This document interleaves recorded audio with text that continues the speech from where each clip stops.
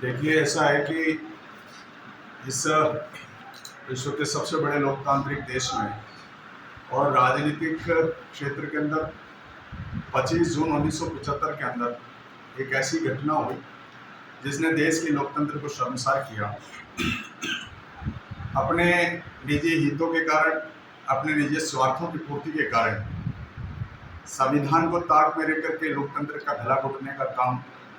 25 जून 1975 को तत्कालीन प्रधानमंत्री श्रीमती इंदिरा गांधी जी ने अपने अधिकारों का दुरुपयोग करके देश में जो आपातकाल लगाया है, उस दौरान जिस तरह की त्रासदी, जिस तरीके से संवैधानिक व्यवस्थाओं और संवैधानिक संस्थाओं का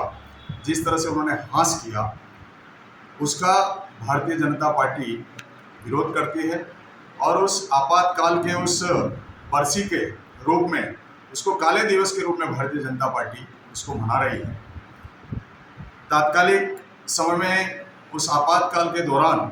जिस तरह से सारी संवैधानिक संस्थाओं के साथ कुठाराघात किया, एक आम जन को अपने अधिकारों से वंचित किया,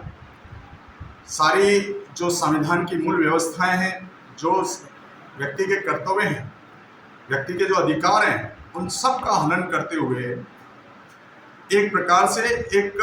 इस इतने बड़े लोकतांत्रिक देश के अंदर बहुत बड़ा हादसा हुआ और उसकी हम निंदा करते हैं। और इसीलिए भारतीय जनता पार्टी प्रतिवर्ष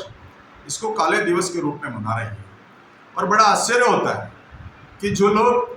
संविधान की धज्जियां उड़ाने में कहीं पीछे नहीं रहे, वो आज संविधान की दुहाई देते हैं। आज अभी ही सदन के अंदर देखा कि जिस तरीके से संविधान की बुक्स को लेकर के, संविधान की दुहाई लेकर के जो बात करते हैं,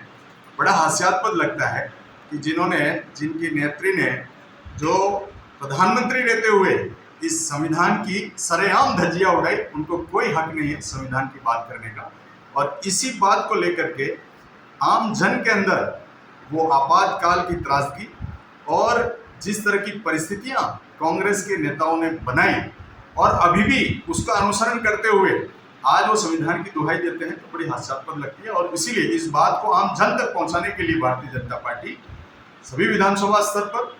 इसको काले दिवस के रूप में एक जनता में संदेश देने के लिए ये कार्यक्रम हम आयोजित कर रहे हैं। धन्यवाद।